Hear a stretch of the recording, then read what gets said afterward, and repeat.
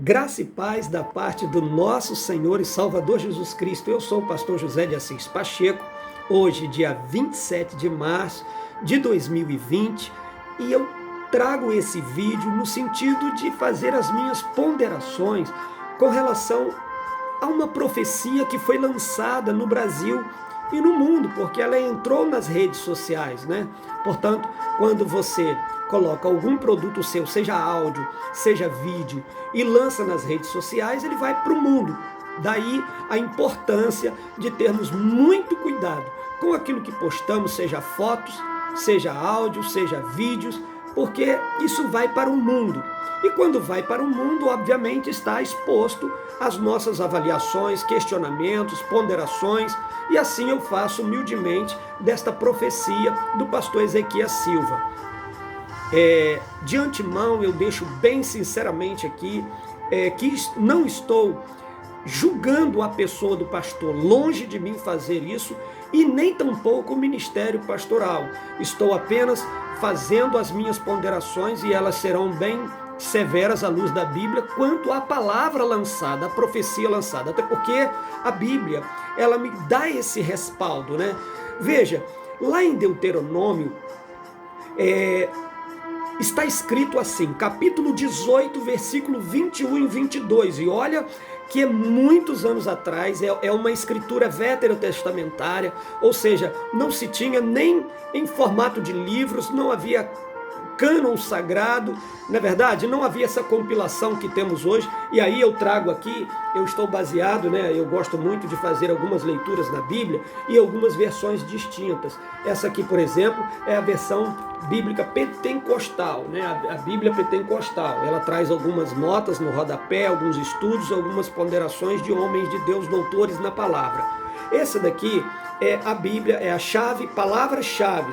Ela também tem algumas palavras, algumas exegeses, estudos bíblicos, homiléticas, e ela traz algumas expressões no grego e no hebraico, que são línguas do qual a Bíblia é originais das Escrituras Sagradas. Voltando aqui em Deuteronômio, capítulo 18, versículo 21 e 22, olha o que está escrito. Talvez venhas a questionar em seu coração, como vamos saber se tal palavra não é uma palavra do Senhor? Se o profeta fala em nome de Yahvé, ou em nome de Deus, ou em nome de Jeová, mas as palavras não se cumprem, não se torna realidade, trata-se então de uma palavra falsa, que o Senhor jamais pronunciou. Tal profeta falou com arrogância. Não o temas. E se a gente for continuar lendo, a gente vai observar que havia uma penalidade para esse tipo de profecias, ou para o profeta que pronunciou. E a penalidade era extremamente severa. Falar aquilo que não foi inspirado por Deus, ou que não venha, e automaticamente não venha se concluir, ou acontecer. E aí, esse profeta era tido como um profeta que falou como se fosse pelo Senhor, mas não estava inspirado e nem revelado. Esses a gente não devia temer. Portanto, com todo respeito ao pastor, ao colega ministerial, ao pastor Ezequias, e aí eu volto a dizer, não estou falando da pessoa, mas estou falando da profecia lançada, eu tenho muitas ponderações e vejo muitos pontos nessa profecia bastante equivocados à luz da Bíblia. Olha, nós estamos vivendo, e aí todo mundo sabe, isso é apenas repetições, um momento caótico no mundo.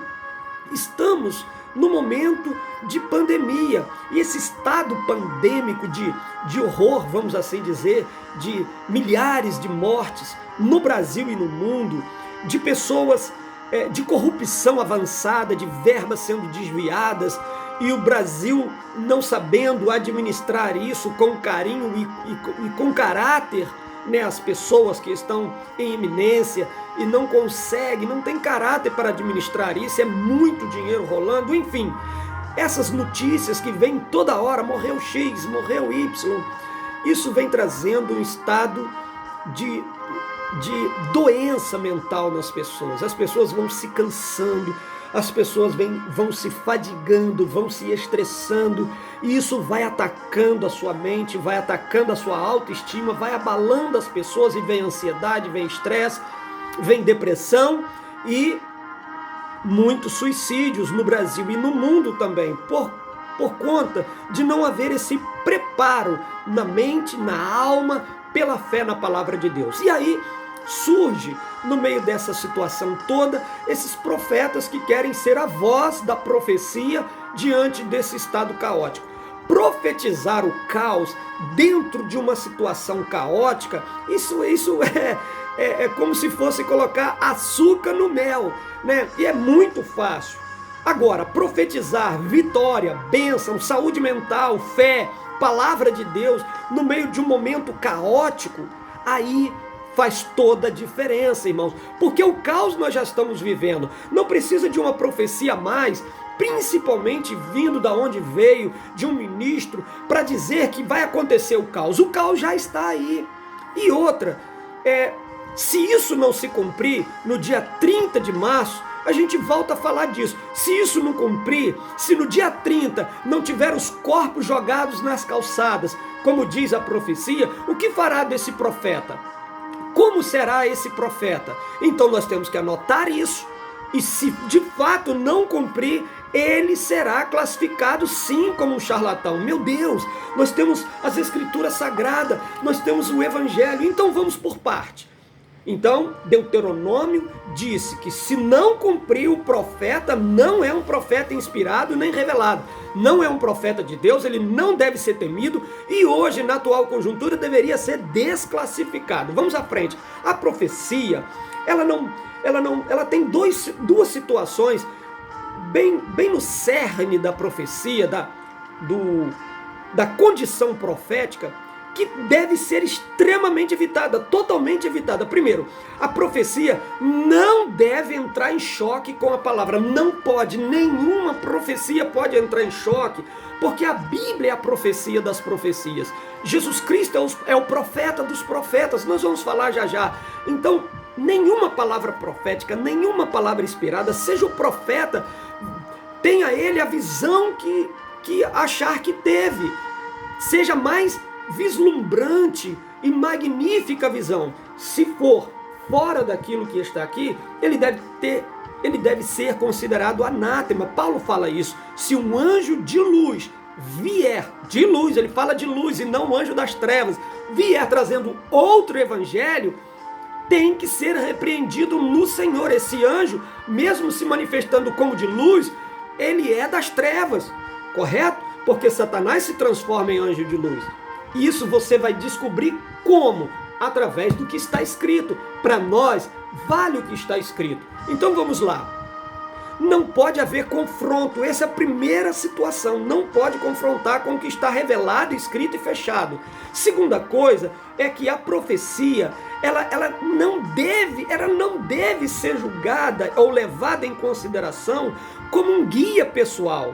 Nós já temos a palavra, gente. Nós já temos a Bíblia revelada. Cabeças rolaram, sangue foram derramados, profetas foram decepados, morreram para que esta palavra viesse ao mundo. E o próprio Cristo se fez carne e habitou entre nós para trazer as boas novas de salvação. Ele é a profecia em pessoa, correto? Então a profecia, ela não pode ser usada como uma espécie de horóscopo.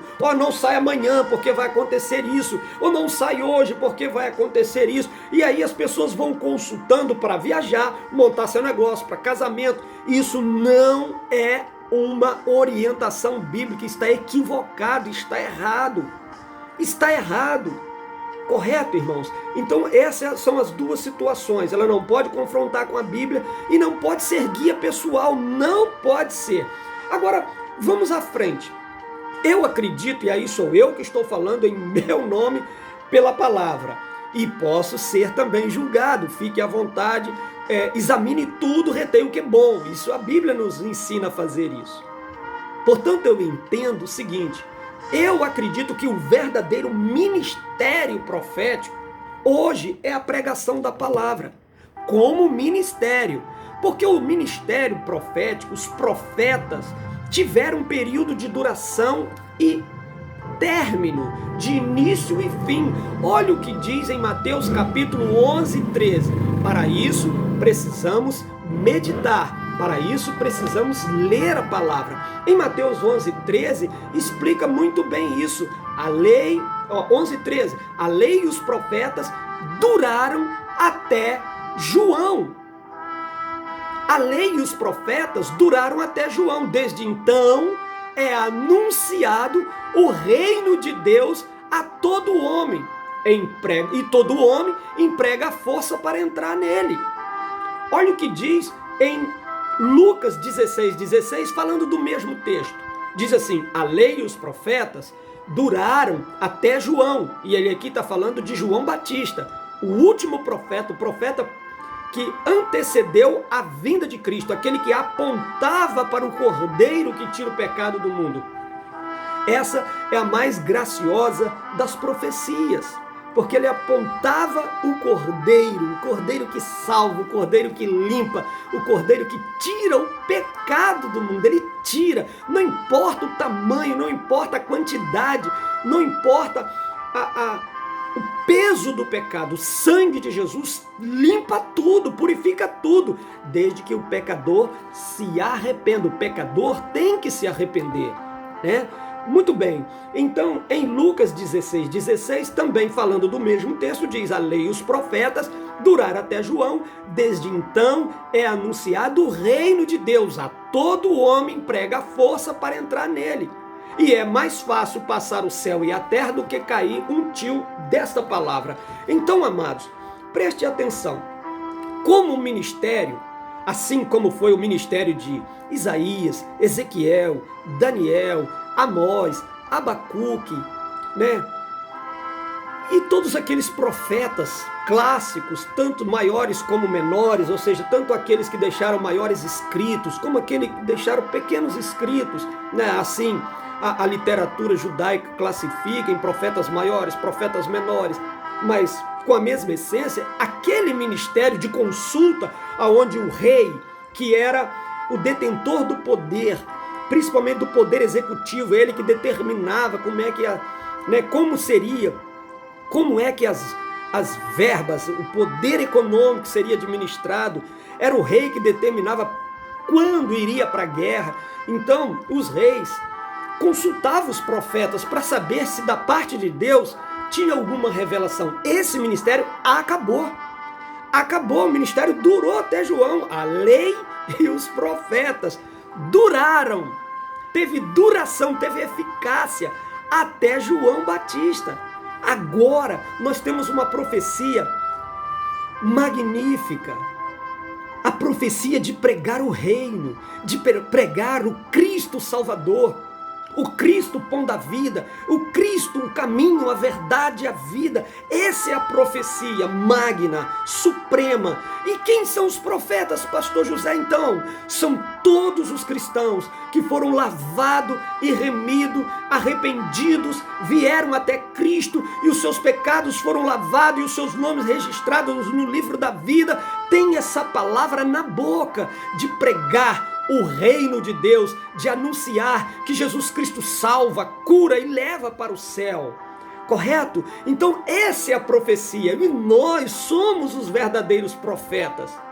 Jesus disse: ide por todo mundo, pregai o evangelho a toda criatura.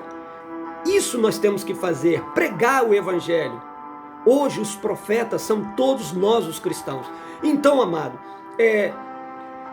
nós não devemos preocupar com o dia de amanhã. Nós não devemos preocupar com o dia 30 de março. Para com isso. Tira a sua cabeça dessa pressão que vem através dessa profecia, que foi muito mal pronunciada. Ou melhor, não deveria nem ser pronunciada. O que ele deveria pregar é a salvação em Cristo Jesus.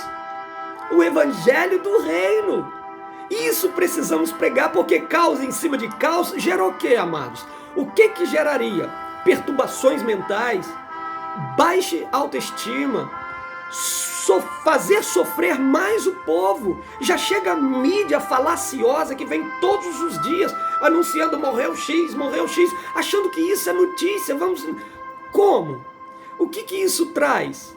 Então, o que essa profecia traz? Promover o conhecimento do futuro? Isso nós já temos. Leia os profetas, leia o Apocalipse, leia Jesus Cristo, pega os evangelhos e vê o que Jesus está falando. Dias difíceis? Teremos mesmo. No mundo tereis aflições. Tem de bom ânimo. Olha a aflição aí. Então o que nós temos que fazer? Jesus diz, no mundo tereis aflições, mas tem de bom ânimo. Eu venci o mundo. Então eu quero pregar para você, eu quero falar para você, você pode vencer. Você pode passar. E outra coisa, né? O próprio Jesus disse em Mateus 6,34, olha o que diz, portanto, não vos preocupe com o amanhã. Para de se preocupar com o amanhã. Basta cada dia as suas próprias preocupações. Basta cada dia o seu mal. Cada dia vai trazer o mal. Cada dia vai trazer uma carga pesada sobre nós. Aí o que a gente faz? Entra para dentro do nosso quarto, dobramos os nossos joelhos, entregamos tudo para Deus, nos aliviamos desta carga pesada, porque amanhã vem mais e não pode acumular. Quando acumula carga sobre carga, carga sobre carga, as pessoas vão à loucura, irmãos. E eu não posso ser o profeta do caos. Eu não posso ser um profeta do caos para o caos, porque pregar numa situação caótica, o caos, oh meu Deus, é colocar açúcar no mel. Agora pregar alívio, pregar salvação em Cristo, pregar arrependimento, conversão, pregar o poder do sangue de Jesus Cristo que nos purifica de todo o pecado. Eu falei, todo o pecado, a Bíblia falou, e quando a Bíblia fala, está falado. Então aí é que faz toda a diferença. Pastores, pregadores, evangelistas, é o momento de sermos o profeta, a voz, a trombeta de Deus que clama no meio desse mundo, como Jonas, que foi a Nínive, que estava prestes a viver uma intervenção de Deus seríssima na cidade de Nínive, e Jonas saiu pregando, arrependa-te, arrependa, vós todos se arrependam, porque o juízo virá. Aí eu estou dizendo, arrependa-se, volta-se para Cristo, Ele tem um alívio. Aprendei de mim que sou manso e humilde, eu tenho descanso para vossas almas, vinde a mim, disse Jesus, todos vós que estáis cansado e sobrecarregado, eu vos aliviarei. Nós estamos sobrecarregados, muito sobrecarregados. É terror daqui, é terror dali, é loucura dali. Aí vem essa profecia muito mal empregada, o que deveria ser um profeta para anunciar a salvação, fora de contexto. Olha o que diz Atos capítulo 1, versículo 6. Então os que haviam reunidos consultaram, Senhor, estava ali os discípulos e Jesus Cristo. Então, os que se haviam reunido lhes perguntaram, reuniram ali em torno de Cristo e fizeram uma pergunta. Qual é a pergunta? Senhor, será este o tempo em que o Senhor vai restaurar o reino de Israel? Será esse o tempo? Nós, seres humanos, estamos muito preocupados com o amanhã. Queremos o inusitado, né? Queremos ser Deus. Como é que vai ser amanhã? Como é que vai ser a vida de fulano? Como é que vai ser a vida de ciclano? Para com isso.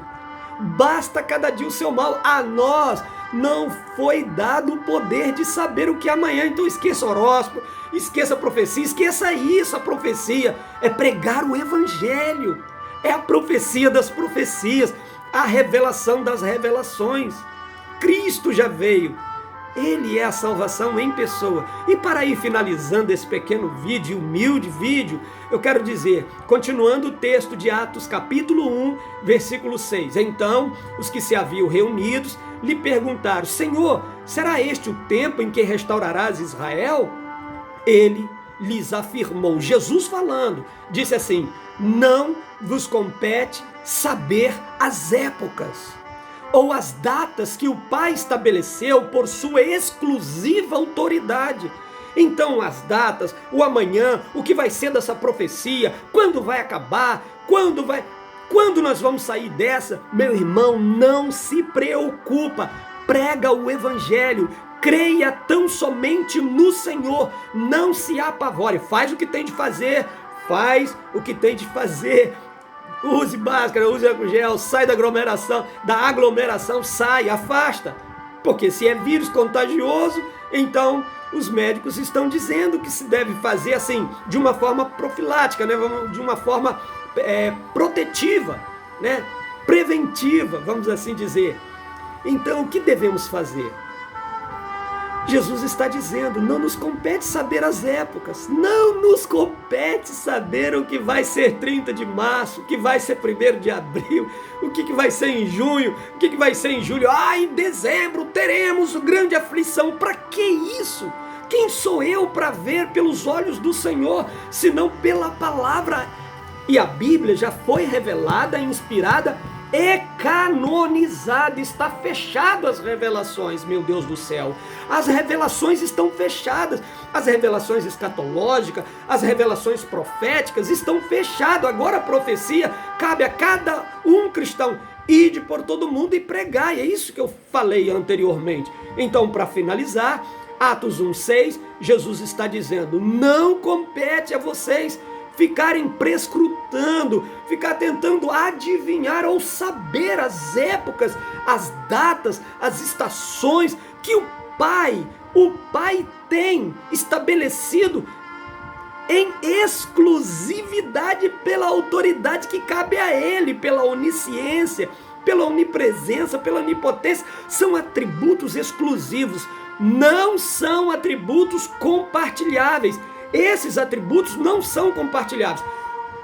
Atributos compartilháveis da parte de Deus são atributos que diz respeito ao caráter de Deus, correto? E não a pessoa da soberania de Deus. Atributos soberanos, Deus não consegue, não dá, não é que Ele não consegue, nós não podemos suportar, nós não somos deuses, nós somos criaturas, feituras da parte de Deus. Então atributos que são exclusivo da soberania de Deus, não cabe a nós. Quantas pessoas estão aí enganando por uma falsa religiosidade extremada, vivemos uma religiosidade extremada, meu amado. Para com isso, Jesus está dizendo, não compete, contudo, vocês vão receber o Espírito Santo. Para quê? Para que o Espírito Santo? Para ficar adivinhando o que vai acontecer daqui a 30 dias? Para que esse Espírito Santo? Para que Jesus falou que vai derramar o Espírito Santo? Em que sentido Jesus está falando aqui para os apóstolos que nós receberíamos o Espírito Santo? É só continuar lendo o texto. Olha o texto e o contexto, e não inventemos pretexto. Olha o que está dizendo. E vai descer sobre vós e sereis minhas testemunhas. Quer dizer, o poder do Espírito nos capacita para testemunhar, ser testemunhas de Cristo através da nossa vida, das nossas pregações, da nossa palavra, da nossa vida comportamental. Nós vamos ser testemunha. E a palavra testemunha no grego aqui significa aquele que dá a própria vida, se preciso for, morrer, virar mártir. A palavra testemunha, ela tem muita aproximação com o mártir, aquele que vai se martirizar se preciso for, para pregar o Evangelho. Mas isso nós vamos receber uma virtude do Espírito Santo para suportar essas situações. E aí Jesus, então vocês vão ser minha testemunha em toda a Judéia, Samaria, até os confins da terra.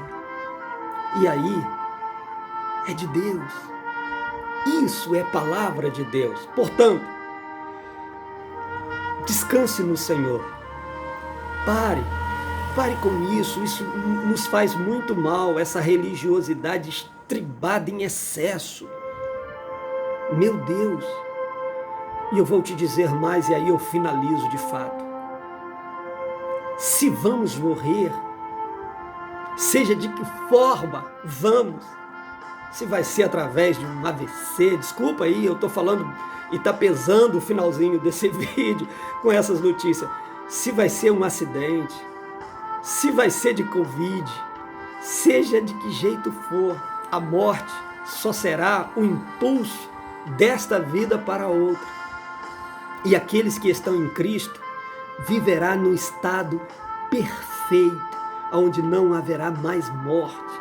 Você não vai precisar ser vacinado lá, porque lá não haverá vírus, nem morte, nem pranto.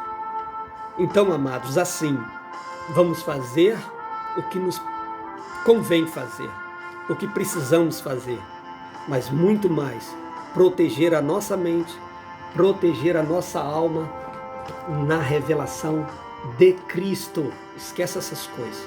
Deus te abençoe em nome de Jesus, que o teu coração tenha paz.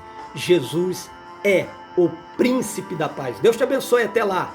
Em outro momento estaremos aqui trazendo a palavra de Deus. Essa é uma palavra de fé para o seu coração. Graça e paz.